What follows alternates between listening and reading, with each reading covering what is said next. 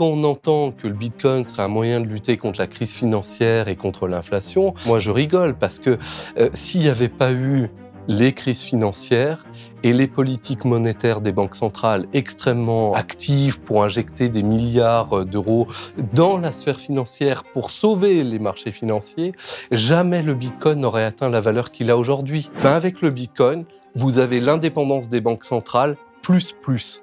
C'est-à-dire, vous avez l'indépendance des banques centrales à tel point que vous ne pouvez même plus avoir de politique monétaire. Vous parlez à un algorithme. La critique que vous formulez, j'ai un peu envie de la formuler aussi pour le système actuel dont on a beaucoup parlé ici à Blast. Mais justement, le Bitcoin est à l'image de ce système. C'est un actif qui est inégalitaire, qui est polluant, qui est spéculatif. Il est à l'image même des marchés financiers aujourd'hui. Ce n'est pas une monnaie anti-système, c'est la quintessence de ce système.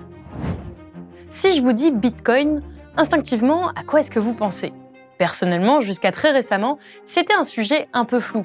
J'avais bien compris que c'était une monnaie virtuelle avec laquelle certains spéculaient et qui faisait gagner beaucoup d'argent, mais c'est tout. Mais ça, c'était jusqu'à la publication de cette tribune dans le journal Le Monde par les économistes Nicolas Dufresne et Jean-Michel Servet. Ils décrivent cette monnaie comme étant extrêmement dangereuse et affirment qu'il faut l'interdire et vite. J'ai donc décidé d'inviter l'un des auteurs de cette tribune que nous avions déjà reçu à Blast, Nicolas Dufresne. Avant de continuer cette émission, j'aimerais préciser que nous allons nous attarder aujourd'hui sur les dangers que peuvent représenter cette monnaie. Je n'entends pas faire une émission exhaustive sur l'histoire de cette monnaie, ni sur les crypto-monnaies en général. En revanche, si le sujet vous intéresse, n'hésitez pas à me dire dans les commentaires si vous aimeriez qu'on y consacre une émission plus longue et qui vous aimeriez voir comme invité pour en parler, y compris évidemment des personnes qui sont en contradiction avec mon invité du jour.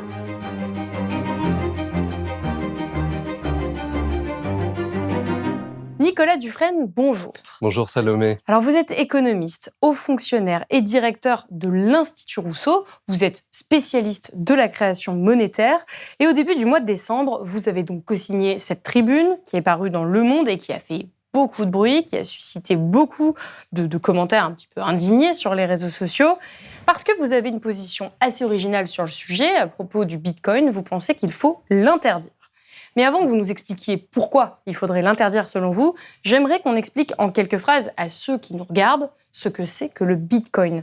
Parce que moi, ce que j'ai compris, c'est que c'était une monnaie virtuelle qui avait été créée en 2009, la première crypto-monnaie, parce que maintenant, il y a beaucoup d'autres crypto-monnaies.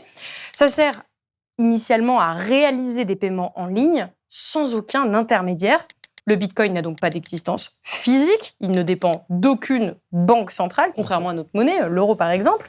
L'avantage avec cette monnaie, c'est qu'on ne peut pas l'éteindre. Son système est basé sur un réseau, ce qu'on appelle la fameuse blockchain, qui est alimentée par une dizaine de milliers d'ordinateurs à travers la planète. Alors la blockchain, si j'ai bien compris, c'est un espèce de livre de compte géant et qu'on dit inviolable, dans lequel est répertorié l'historique de toutes les transactions qui sont effectuées.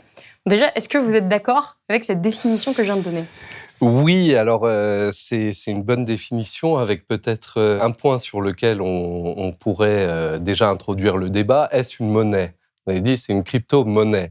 Aujourd'hui, la loi en France, notamment depuis la loi Pacte qui a été votée en 2019, dit que toutes ces crypto-monnaies sont en fait des crypto-actifs et ne sont pas des monnaies. Justement, la monnaie, c'est quelque chose qui est défini en droit national. On a un article qui dit la monnaie de la France est l'euro. Donc, une monnaie, il y a une dimension souveraine qui manque évidemment complètement au Bitcoin. Et donc, aujourd'hui, c'est plutôt un actif. Qu'est-ce que vous entendez par actif ? Eh bien, c'est un titre de propriété, un titre financier qui s'achète, qui se vend et qui fondamentalement ne sert pas aujourd'hui, ne remplit pas vraiment les fonctions d'une monnaie. Vous disiez que ça servait à faire des paiements en ligne, certes. C'est ce qui est marqué très, quand on cherche oui, la définition du Bitcoin sur Internet. très, très à la marge, très, très à la marge. Aujourd'hui, des experts comme Chain Analysis, qui sont en fait des spécialistes de la blockchain, justement, disent eux-mêmes que 98,7% des transactions en Bitcoin ont un motif de spéculation et non pas un motif de transaction. Donc les transactions, c'est moins Moins important, oui. 1,5% et encore, voilà. Donc après 12 ans, 13 ans maintenant d'existence du Bitcoin, puisque le livre blanc du mystérieux Satoshi Nakamoto date de 2008. Qui est le créateur du Bitcoin, qui est créateur le présumé, je ne sais pas si créateur, on peut dire ça. voilà, créateur présumé. En effet, personne ne connaît son identité. De cette personne ou de ces personnes qui apparemment, quand on lit le livre blanc, avaient quand même une connaissance très approfondie des marchés financiers et des paiements sur les marchés financiers. En fait, dans leur livre blanc, le point qui est posé, le point central, c'est la question des intermédiaires. Et en effet, la blockchain permet de se passer d'intermédiaires et d'avoir un registre de validation infalsifiable qui passe par des opérations de calcul, en fait. Et si vous voulez, la blockchain, c'est ça, le Bitcoin, c'est ça. C'est toutes les 10 minutes, un nouveau bloc est miné, et donc il y a une récompense pour la personne pour l'ordinateur, finalement, qui a miné ce bloc. Et c'est un concept qui peut être un peu compliqué à comprendre. En tout cas, moi, la première fois qu'on m'a parlé de Bitcoin, j'ai pas tout de suite bien saisi ce que c'était. Pour que les gens comprennent bien, c'est que c'est différent de quand vous allez payer, par exemple, avec votre carte bancaire, quelque chose dans un magasin. Vous voulez donner de l'argent au magasin et en fait, vous donnez pas directement de l'argent. Vous demandez à votre banque de bien affirmer que vous avez de cet argent-là et donc de valider le paiement. Et donc, quand on parle de Bitcoin et d'absence d'intermédiaire, mais en fait, c'est effectivement cette absence, finalement, de banque au sens traditionnel, tel qu'on les connaît. Absolument. Donc, c'est un système qui permet et qui, du coup, il faut bien séparer, attention, la blockchain et le Bitcoin. Le vrai mérite du Bitcoin, c'est d'avoir permis la blockchain et d'avoir permis le développement des technologies blockchain. Aujourd'hui, il y a des milliers de blockchains qui n'utilisent pas le Bitcoin, qui n'ont même pas une vocation monétaire. Vous avez des blockchains qui permettent de faire des transferts de titres de propriété, d'organiser des votes, de faire ce qu'on appelle des smart contracts, des contrats intelligents où dès lors qu'un certain nombre de paramètres sont validés, la transaction se fait. Et donc, finalement, on pourrait dire quelque part que la création a échappé au créateur, et que finalement la blockchain peut être aujourd'hui utilisée, c'est très bien, partout, dans toute une série, voilà, dans toute une série de domaines, et n'a plus aucun intérêt à être dans le domaine monétaire, sauf pour promouvoir une monnaie. Et là, on rentre dans quelque chose, dans un débat qui est totalement différent. C'est est-ce que le Bitcoin est quelque chose qu'il faut promouvoir sur le plan monétaire et dont l'insertion dans le système monétaire représente une plus-value.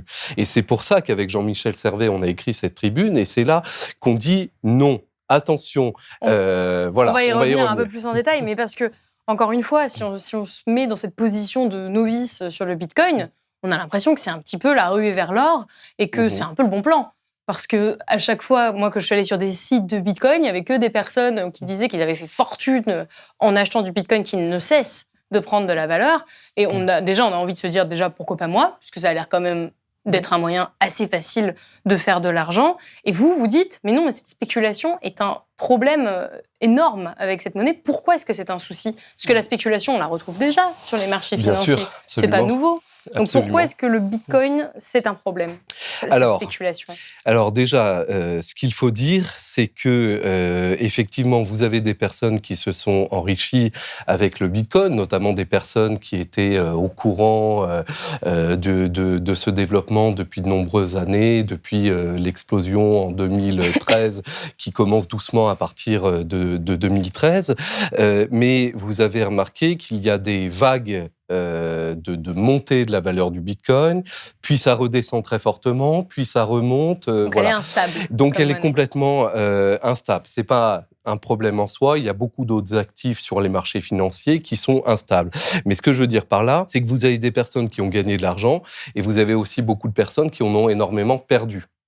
Ça, on en parle moins. Et ça, on en parle moins. Et ça, on en parle moins parce que généralement, les personnes on a eu beaucoup de témoignages de personnes qui nous ont écrit suite à la tribune, nous disent, bah là, quand vous perdez de l'argent, il y a aucune garantie, aucun numéro de téléphone, rien du tout. C'est le principe, c'est que vous passez de la banque centralisée, donc vous passez de ce qui vient, des garanties qui viennent. Voilà, et donc là, vous avez aucun recours, puis aucun moyen de faire connaître vos pertes. Il y a plus inquiétant, si vous voulez. Mais juste, comment on perd de l'argent avec du Bitcoin? C'est parce qu'on revend au moment où il est en bas? Vous pouvez prendre ce qu'on appelle des effets de levier. Alors ça, c'est très marrant. J'ai eu ce débat notamment avec des personnes qui sont dans le milieu du Bitcoin. Ils disent, écoutez, les vrais Bitcoiners n'utilisent pas l'effet de levier. C'est-à-dire, l'effet de levier, c'est quand vous prenez une position beaucoup plus importante que l'argent que vous détenez réellement. Et donc, c'est une position fictive,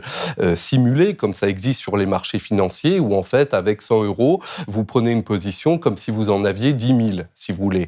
Et donc, si vous gagnez, vous gagnez beaucoup plus. Et si vous perdez aussi beaucoup plus. Et donc, comme vous avez cet effet de levier, il y a des gens qui investissent notamment sur des plateformes, les grandes plateformes, eToro, Coinbase, Binance, qui sont les grandes plateformes du milieu crypto, qui utilisent cet effet de levier en se disant c'est formidable, je vais faire beaucoup d'argent. Et puis au moment où la valeur chute drastiquement d'un coup, ne sont pas capables de tenir. Il y a ce qu'on appelle des stop loss, des arrêts à partir du moment où l'ensemble du crédit, si vous voulez, qui vous est accordé est épuisé. Et à ce moment-là, la position se ferme automatiquement. Et vous avez des gens qui se retrouvent d'un coup à plus rien. Voilà. Et donc, c'est à cause des sites? Alors, c'est à cause des plateformes qui permettent d'ailleurs... de faire cette spéculation. Et qui permettent de faire cette spéculation, bien sûr. Et ça, c'est sur toutes les crypto-monnaies, donc c'est pas que sur le Bitcoin. Oui, alors ça peut être sur beaucoup de crypto-monnaies, pas toutes, et puis c'est aussi quelque chose d'assez courant sur les marchés financiers, d'utiliser un effet de levier.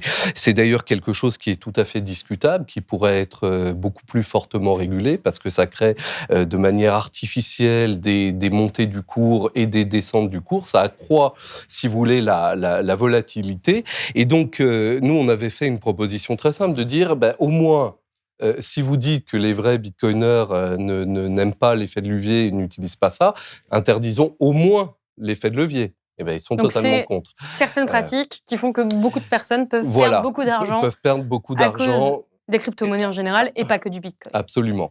Alors, juste sur ce point, peut-être un complément qui est utile de dire, c'est que le marché du Bitcoin est extrêmement inégalitaire. Le réseau est certes décentralisé, puisqu'il fonctionne, vous l'avez dit, sur différentes machines informatiques qui minent du Bitcoin. Donc, le réseau est bien décentralisé. Personne ne peut le contrôler en tant que tel.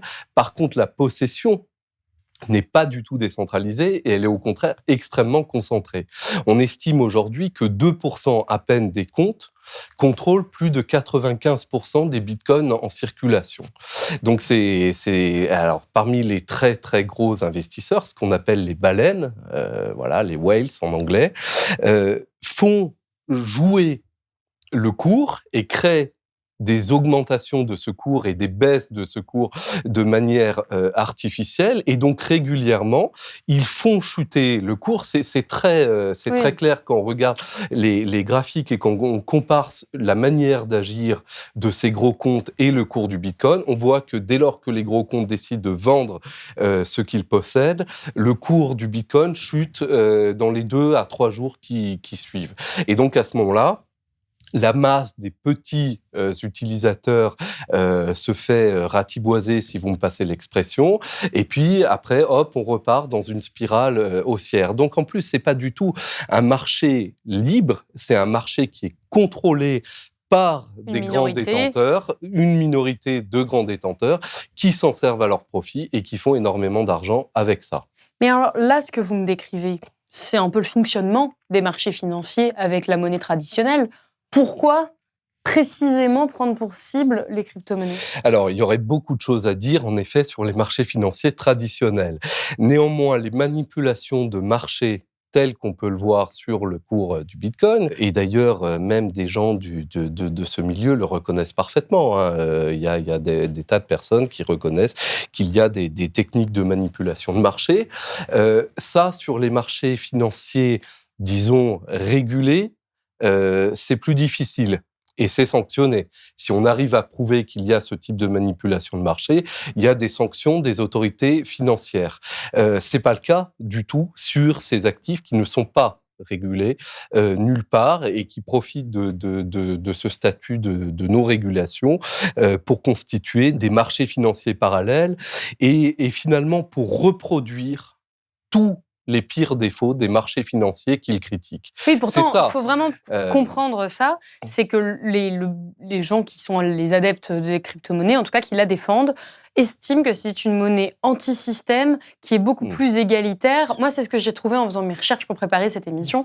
C'était notamment des personnes qui disaient que c'était une monnaie plus démocratique finalement, parce que tout le monde pouvait y accéder, tout le monde pouvait contrôler son propre Bitcoin, et que du coup c'était plus égalitaire, plus démocratique. J'ai même lu que c'était rendre la monnaie au peuple. Vous n'êtes pas d'accord avec ça? Je suis complètement opposé à cette interprétation-là, qui est complètement fausse. Alors pourquoi? Alors, premièrement, pour la raison que je viens de vous dire, c'est une monnaie extrêmement concentrée, c'est une monnaie qui n'est pas du tout régulée, et puis ensuite, c'est une monnaie qui n'est pas pilotable. C'est-à-dire que c'est l'inverse même de une monnaie rendue, une politique monétaire rendue au peuple, sur lequel le peuple pourrait décider et pour lequel il pourrait y avoir des votes. Vous allez me dire, oui, mais très bien, mais c'est pas le cas aujourd'hui avec les banques centrales, etc. C'est tout à fait vrai. Et j'ai beaucoup Vous êtes écrit d'ailleurs venu sur ce plateau pour en parler. il y a quelques mois pour nous critiquer justement les banques centrales. Pour critiquer absolument le rôle des banques centrales qui n'est pas démocratique. Et il faudrait en effet rendre les banques centrales au peuple et au pouvoir populaire.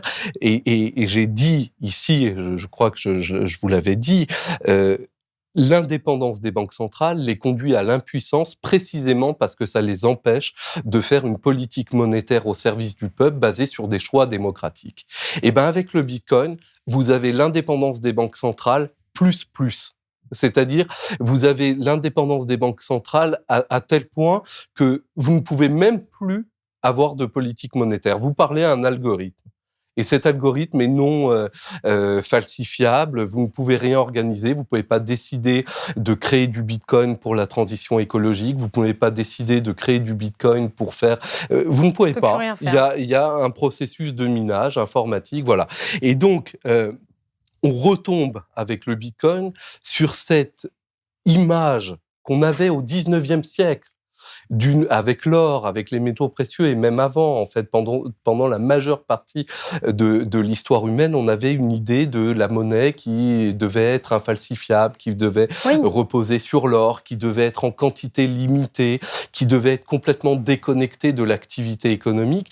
Et c'est justement contre ces lubies-là que s'est bâti tout le système monétaire moderne. Et c'est pour échapper à cette contrainte, à la contrainte que faisaient poser des monnaies limitées comme l'or et l'argent, qu'on a progressivement développé les systèmes de crédit, les systèmes de dette, etc. Mais justement, vous faites la comparaison avec l'or, elle est très souvent faite avec le Bitcoin, c'est que le Bitcoin a une fin. Il n'y a pas une quantité infinie de Bitcoin, contrairement aux monnaies étatiques, aux monnaies nationales, à la monnaie européenne, où on peut créer des billets. Et une des principales critiques qui est émise, c'est que lorsqu'on crée trop de monnaie, ça crée de l'inflation, voire de l'inflation incontrôlée, donc une augmentation des prix incontrôlée, alors qu'avec le Bitcoin, eh bien ça, ce ne serait pas possible et ce serait donc une monnaie plus fiable. Qu'est-ce que vous répondez à ça ? Alors, ce n'est pas du tout une monnaie plus fiable, c'est une monnaie déflationniste. Et contrairement à ce que beaucoup de gens pensent... Donc le contraire de l'inflation, c'est-à-dire que ça fait baisser... Alors, vu qu'il y a une quantité limitée de monnaie, imaginons qu'aujourd'hui on remplace les monnaies officielles par du Bitcoin, et ben vous avez un effondrement, une implosion complète de l'activité économique. Pourquoi ? Parce qu'on a mis 2000 ans à se rendre compte qu'il fallait que la masse monétaire progresse en même temps que l'activité économique pour accompagner l'activité économique et pour voilà. Alors aujourd'hui, on a un problème, c'est que la création monétaire se fait essentiellement pour les marchés financiers.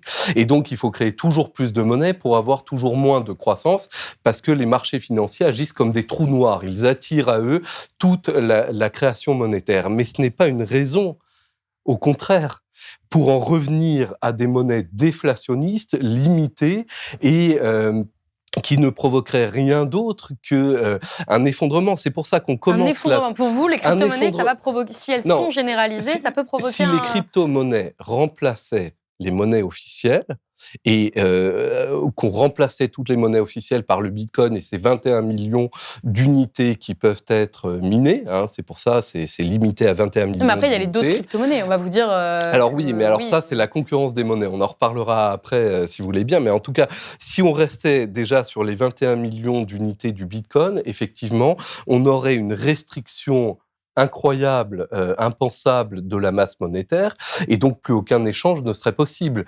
On aurait un effondrement du coup de l'activité économique. Je vous le répète, la masse monétaire doit progresser en même temps que l'activité économique. Le drame aujourd'hui, c'est qu'elle progresse pour alimenter les marchés financiers et non pas pour alimenter par exemple, financer la transition écologique, lutter contre les inégalités, etc.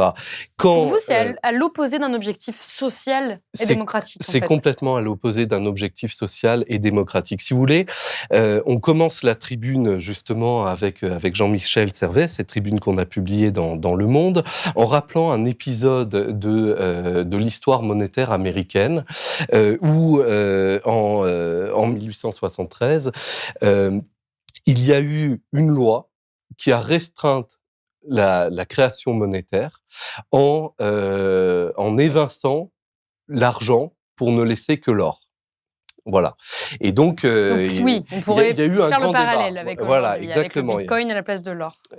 Et avec le Bitcoin à la place des monnaies officielles. C'est-à-dire qu'on a dit, voilà, écoutez, à l'époque, c'était déjà la même chose. On disait, regardez, il y a de l'or, mais en plus, il y a de l'argent. Et donc, comme il y a plein d'argent et qu'on a découvert des mines d'argent, vous voyez, déjà du minage, on en parlait déjà à l'époque, on avait découvert des mines d'argent. Et donc, on disait, en fait, il va y avoir trop d'argent, ça va inonder le système et donc, ça va faire s'effondrer la valeur de la monnaie.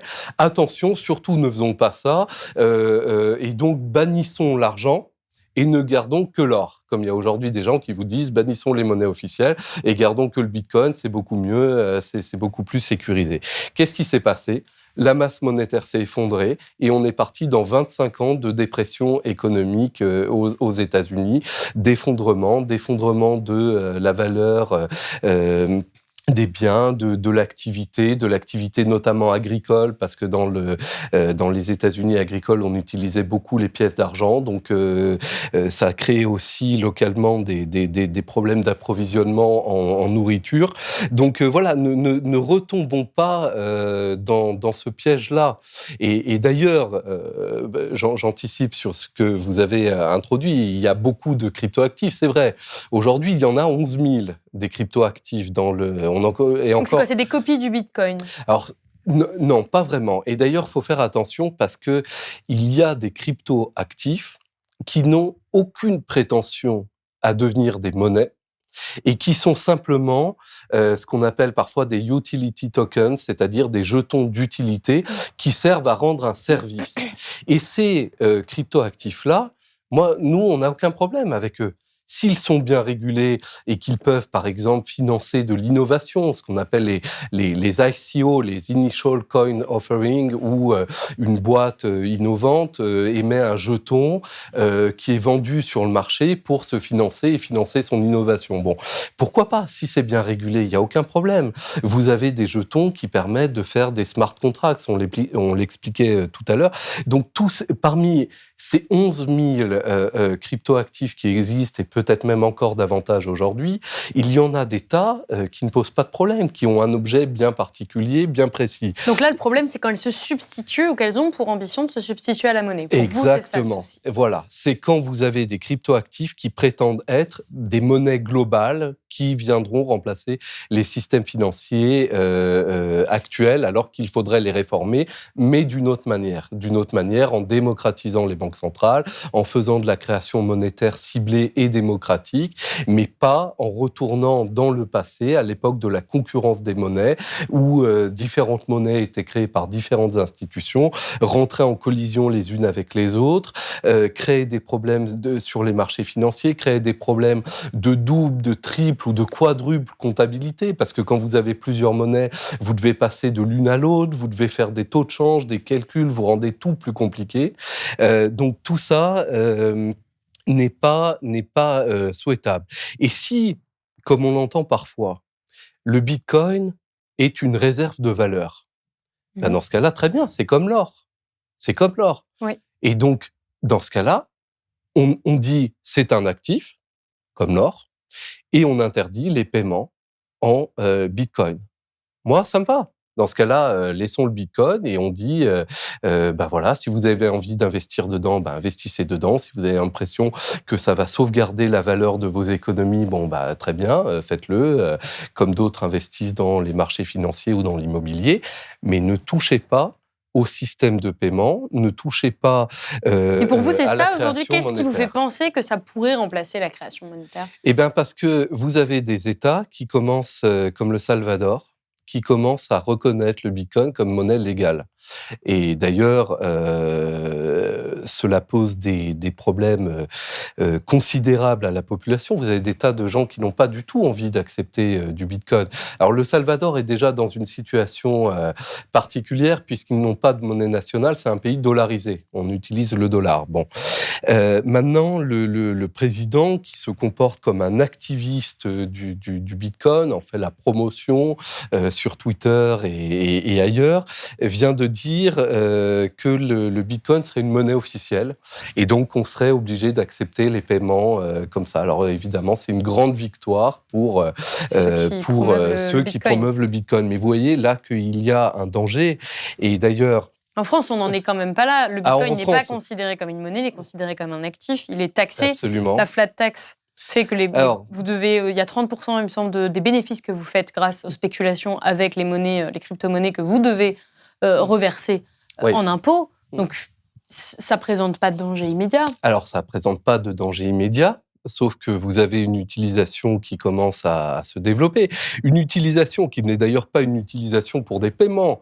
Vous ne connaissez personne dans la rue qui a dit « Ah, j'ai acheté du Bitcoin parce que je voulais payer mes cafés ou mes vêtements comme ça. » Enfin, tout le monde en achète justement pour de la spéculation. Donc, pour l'instant, on n'en est pas un usage monétaire, en France en tout cas. Mais au Japon, au Salvador, il commence à y avoir... Au Salvador, ça y est, on a passé le cap. Et dans d'autres pays, il commence à y avoir des pressions. Et il y a un lobby international, vous voyez, maintenant, ça fait plus de 1 000 milliards d'euros qui commence à vraiment... à demander à ce que le Bitcoin soit reconnu partout comme une monnaie officielle. Parce que ces gens-là, ils ont un intérêt. Vous comprenez bien que plus il y a d'utilisateurs et plus le cours du Bitcoin va monter. Et donc, il y a des enjeux de richesse énormes derrière. Donc ça, pour vous, c'est vraiment l'incarnation de l'ultralibéralisme. C'est l'incarnation de l'ultralibéralisme, c'est-à-dire une monnaie qui est déconnectée de toute possibilité de délibération démocratique, qui est déconnectée de toute souveraineté nationale, qui est spéculative, qui est concentrée dans les mains d'un groupe extrêmement restreint de personnes. Vous direz, c'est un peu pareil dans le système économique en général. Et encore une fois... Mais c'est ça.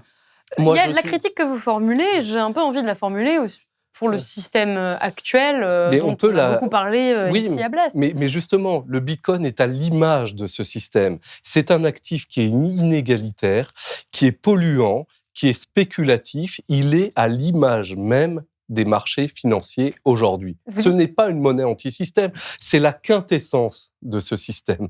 C'est la quintessence de ce que peut produire de pire ce système ultra financiarisé, ultra libéralisé.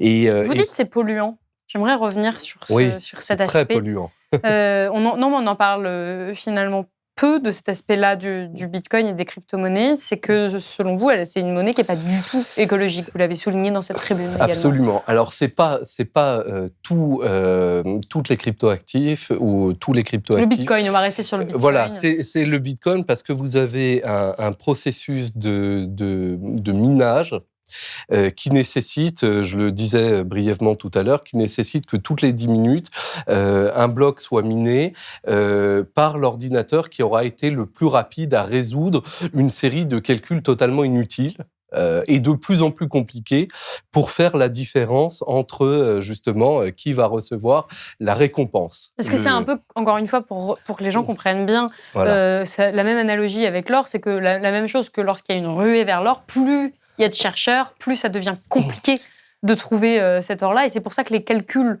pour déminer, ce qu'on appelle déminer, sont de plus en plus complexes et nécessitent de plus en plus d'énergie réelle, concrète, de matériel, pour que cette monnaie continue à vivre, en fait. Donc, c'est une très bonne image. C'est exactement ça. Voilà, tout à fait. Au début, vous avez des calculs très simples parce qu'il n'y a pas beaucoup de mineurs, il n'y a pas beaucoup de bitcoin, et donc vous faites ça avec votre ordinateur. C'est ce qui se passait en 2010. Voilà, vous branchez votre ordinateur, vous le faites tourner un peu, et puis hop, vous avez une récompense. Voilà. Quand vous avez des millions de personnes qui se mettent à faire tourner leurs ordinateurs pour ça, ça marche plus du tout parce que les calculs deviennent extrêmement complexes, extrêmement longs, et donc il faut des machines toujours plus puissantes. Donc vous avez des gens, c'est devenu leur business. Du coup, à vous entendre, c'est une monnaie qui est dangereuse, c'est une monnaie qu'il faudrait absolument interdire, c'est faisable politiquement et juridiquement. Et pourquoi est-ce que j'ai jamais entendu ça dans la bouche de responsables politiques haut placés? Le Bitcoin, j'ai la sensation, en tout cas, que c'est pas un sujet médiatique et politique aujourd'hui. Pourquoi, selon vous ? Parce qu'il est peu populaire d'avoir envie de dire à des gens qui ont essayé de mettre un peu d'argent dans cet investissement-là, dans l'espoir de gagner un petit peu de sous. J'ai un étudiant qui m'avait écrit en me disant j'ai mis 500 € dans le Bitcoin et en 2018, et du coup, quand le Bitcoin a monté, j'ai gagné un peu d'argent. Oui, évidemment, comment vouloir... On peut comprendre comment vouloir à ces gens-là. Il y en a aussi d'autres, je vous le disais, qui m'ont écrit pour dire qu'à l'inverse, ils avaient tout perdu. Ils avaient acheté quand les cours étaient très hauts et ils se sont fait balayer quand les cours sont redescendus. Bon, mais donc c'est pas très populaire, et puis surtout. Aujourd'hui, on a, si vous voulez, une idée de la décentralisation, de se passer des intermédiaires qui est très importante, et on peut l'entendre. Moi, je suis pas contre le fait qu'on se passe d'intermédiaires au sein du système financier. D'ailleurs, je voudrais quand même dire que les cryptoactifs ont fait bouger le système financier international, notamment sur la question des paiements internationaux. Ça, c'est à mettre à leur crédit, parce que auparavant, les processus étaient très longs, très chers, et les crypto-actifs ont permis justement notamment par exemple le Ripple, ont permis de faciliter ces transferts-là. Donc ça, c'est bien. Et vous, ce que vous dites, c'est que la critique des banques centrales et des intermédiaires, elle est légitime, mais là, le Bitcoin et les crypto-monnaies ne sont pas la réponse. Ne sont pas la réponse, c'est un retour en arrière. Il y a des risques très importants de dangerosité pour le système financier. C'était ma dernière question, justement, sur la crise financière et économique potentielle qui va arriver, dont on a aussi déjà parlé sur Blast. Il y a certaines personnes qui disent, en fait, moi, je mets mon argent dans le Bitcoin parce que quand tout va s'effondrer, eh bien moi, mon argent vaudra encore quelque chose parce que c'est une valeur sûre. Est-ce que vous pensez que c'est plutôt, la crise financière pourrait plutôt venir des crypto-monnaies et du Non, Bitcoin? les crypto-monnaies ne représentent pas à ce jour une capitalisation suffisante pour Pour provoquer provoquer quoi que ce une soit? crise financière majeure.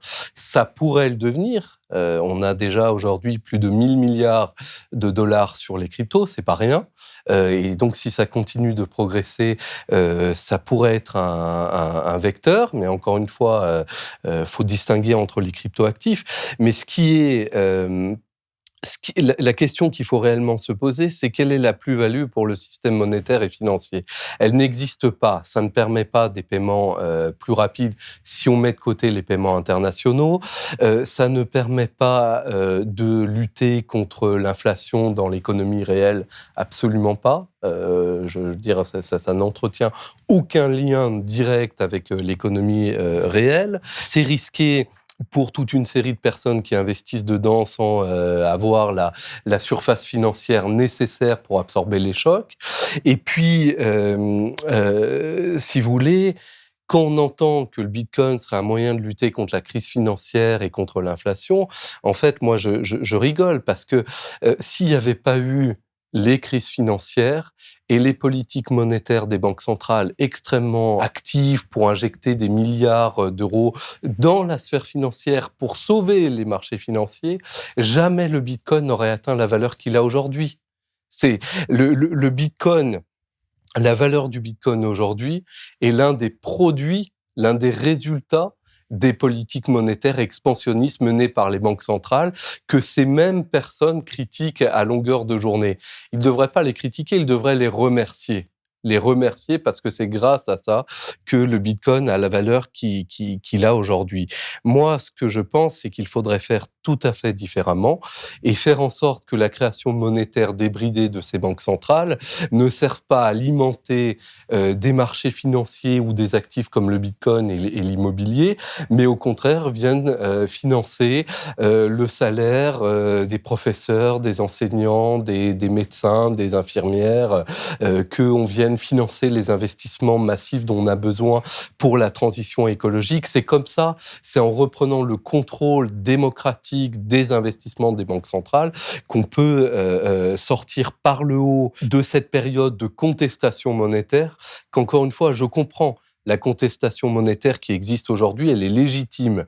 Elle est légitime parce qu'on a des politiques monétaires qui tournent au profit des marchés financiers.